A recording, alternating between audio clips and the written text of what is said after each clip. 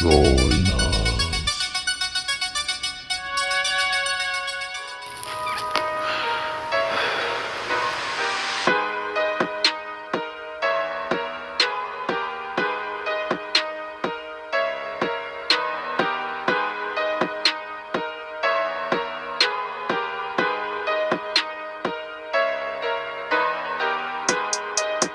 They used to call me Crazy Joe, but now they can call me Batman.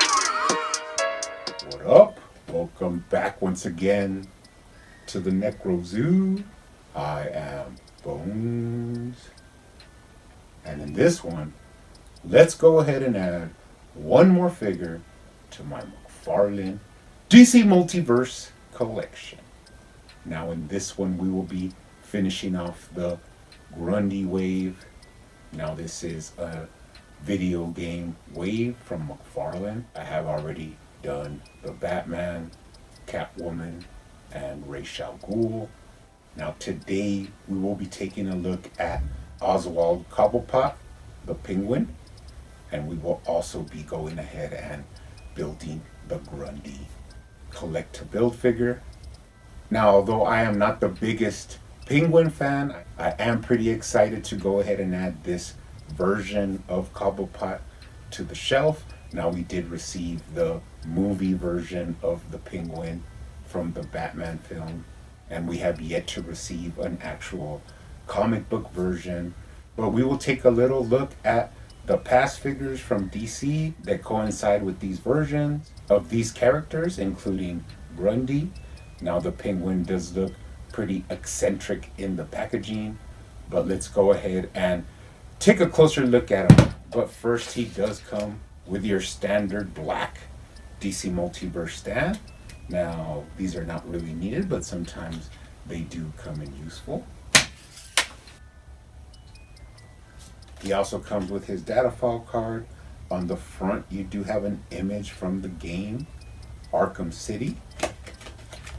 And on the back, you do have some information.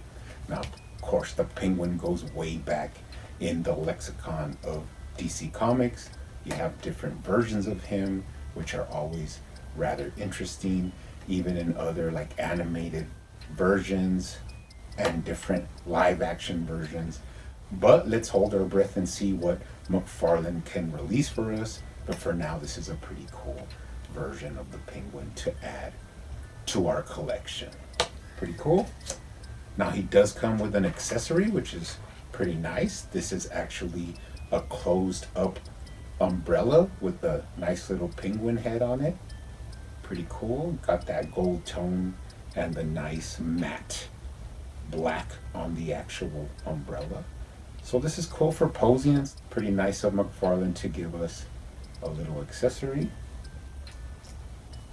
He also does come with the finishing touches of the Grundy figure, which are going to be this like overcoat. Pretty interesting. I'm taking a look at it. It is really nicely detailed, and then the back looks kind of like, I don't know, like faux velvet. So really nice to the touch and adds a little bit of character to this collect-to-build figure. And then, of course, you do get the head. Now, this is an amazing sculpt. Just look at the eyes, the gritting teeth, all the texture on the skin. Nice hair. All in all, pretty nice work on this version of Grundy, even though it may turn out to be a tad small. But let's take a quick look at the Penguin first. Let's take a closer look at him. Now, first impressions, as I said, this is from the video game version Arkham City of the Penguin, so I'm not going to know too much about it. But it is your standard Penguin design with a nice top hat and fur overcoat. Now, there are a couple of little details that I'm not sure why they are the way they are, but maybe you guys could let me know after I bring them to your attention. But for what he is, nicely sculpted. It is going to be minimal articulation because of his design, but that's one thing we should always expect when a figure has a coat, or when he's large, or when he's squat, kind of like this figure is. You're not going to get any amazing Nightwing articulation out of him, of course not. But for what he is, to go in the Rogues Gallery, so pretty awesome. Let's take a look at the head sculpt. As I was talking before, pretty nicely detailed. Love that snarling face where Penguin sometimes gets angry. Of course, he is usually a crime boss, and of course he's going to have an attitude, so that's per the character. Now there are some other interesting details, like I thought this was like a regular monocle, but now I've heard and I've seen that it is like the broken part of a bottle, which is, pretty kooky. You got the top hat, which has like a weird felt texture to it, even though a couple of times I thought it had dust on it, so I would wipe it, but no, it's the way the figure is actually rendered that gives it that little bit of like felt feel to the hat and has that texture. All in all, really nice head sculpt. It has a weird thing on his neck. I'm not sure what it is, but it's like a metal, piece he has here on his neck, which is rather interesting. Let's take a look at the articulation. Now he can look down pretty good, not restricted at all. I think just looking up because of the hat and then the back of his the fur on his coat, it's gonna restrict you a little bit, but you can make him look up. Like if you tilt his head to the side, you could get a nice little range there. So he can look up. No reason to mod this guy because we do know he's gonna have a little bit of restricted articulation. You do get right to left. And then of course you can tilt his head for some character. Pretty nice. All in all, great head sculpt. Let's take a look at the coat. Got tons of texture, tons of detailed sculpt work in the lower vest and then the little neckerchief that he has. All that ties in to giving him a lot of texture in the coat. Moving down into the trousers, which are smoothly textured, but they do have defined lines. Now let's take a look at the waist articulation. It's gonna be pretty weird, so let's look at it. He does have side to side.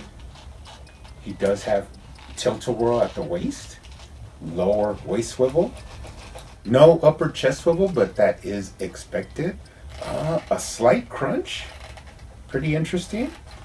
And then you could kind of lean him back, but the coat is restricting, but you could still twist him, get him in some pretty cool poses.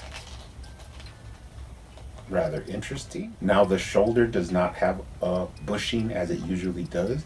The coat actually acts as like a little rubber, cuff between the coat and the shoulder, but you do get a little bit of up and down, front to back. A lot of range. Bicep cut. Double jointed elbows. Passable. Moving down from the coat into the cuffs that are also furred, and then the right hand has the hand is all bandaged up. I'm not sure if he's missing a digit. It kind of looks like he is, but no, I don't think he is. He does have all 5 appendages, but it is in a rather weird pose, and then like a cupping hand, and then you do have that wrist articulation and swivel. On the other side, same thing, but you do move down into just like a weird gripping hand that we might have to put something in there. So take a look at that later on. Now you can get them pretty simply in a T-pose. Will not move up any much more than that, but you can get his hands above his head. And then kind of limited range there, but for what it is, pretty good. Go down to the thighs. Now he does have a miniature thigh swivel there, which is interesting. So you can rock his shoes from left to right. Kicks up a little, kicks back, tiny bit. Interesting enough, if you kick out his leg and bend his knee, he does have knee swivel there. So that gives him a little bit more range where otherwise it would be a pretty restricted character. straighten them out. You got up and down at the ankle, even though it is less than usual. You got right to left. You do have rocker, and of course toe articulation. Now before we go, taking a quick look at the lower body, you got your standard slacks there, a little bit of cuff hanging over the shoes. You got some spats and pretty pointy style dress shoe. Take a look at them from the bottom. No tread, no identifying marks. Kind of hard to look at the back because of the coat, but I don't mind skipping that. Going up, nice texture in the coat, into the back, kind of plumage around his collar, and then you do have your penguin figure. Now before we go, like I said, you can stand him and then put his little penguin headed parasol under his hand like that, just to give him a stance. And then I went ahead and added a little custom cigar, a pretty nice brown cigar with a little bit of like red and orange and yellow heat coming off the tip of it. This actually fits quite nicely in his hand. You can stick it. I put a little pin and you can stick it in the crook of his mouth if you would like, but add in the umbrella and it gives you a little bit more choices in posing. Makes them a little bit more interesting. Let's go ahead and stand him here. Not too bad. There you go. So that is the penguin from Arkham City. Now I did want to bring out the old DC Universe Classics like standard penguin. I think it was in the first wave. He comes with an actual open umbrella that actually has like a little apparatus for like a machine gun. Really nicely sculpted figure, but this just goes to show you the same thing. He has very limited articulation because of his design compared to other DC Universe Classics figures. But that's just, you know, what we would like to see as a comic version of the penguin. But the similarities are there between these two. Now let's go ahead and get our pieces for building our Solomon Grundy. We have, of course, the coat and the head. Let's slap on the legs first, which is going to be the left leg, and then the right leg. You just push these up in here. I mean, you can heat these up and probably get a better fit, but you know, this is just to go ahead and get them together. I think you actually do slap the coat on first, and then the arms. You got your left fist arm there, and your right kind of grasping, attacking arm. It's in there. Okay. And then, of course, we'll tack on the head. There we go. Now, like I said, he is a wide character, but he's not very tall, which is kind of a letdown. We do know that DC Direct did their own version of this figure, and it is huge. So I'm not sure why, since McFarlane likes to make giant figures, he went with this scale. Now, it is not accurate to the game, and if you wanted to, you kind of could fudge him in as a comic version. This would be probably around the size of a comic version. But even for that, to me, he is a little bit small. But he is nicely textured and a very spooky looking figure with a lot of detailed sculpt work around the whole body. You got kind of that Frankensteinish feel to him with the different stitching and kind of undead look. And all in all, he's going to look cool up there on the shelf. Now, he is a lot bigger than the penguin, but that's not saying much. But what I would like to do is actually bring in the comic version done by DC Universe Classics. Now, this is the collect to build Solomon Grundy comic version from DCUC. Love this figure. I've had him for a long time. He was one of the first, collective build figures that I got from DC Universe Classics. But even he towers over this version of Solomon Grundy. Now, if this guy was even as tall as him, it would make it a little bit better.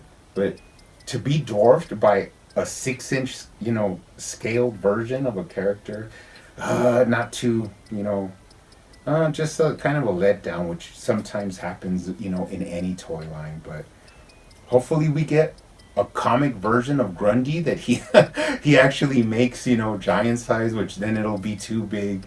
But I'm actually here for it. I wouldn't mind having a mega fig version of a Solomon Grundy, but in a comic book style.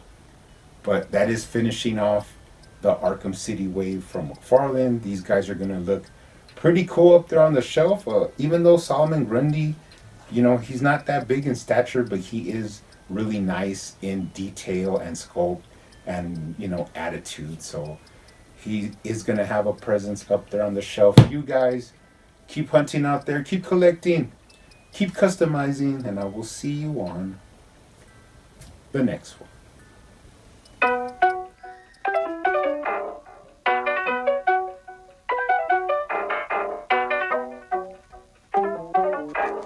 They used to call me Crazy Joe, but now they can call me Batman.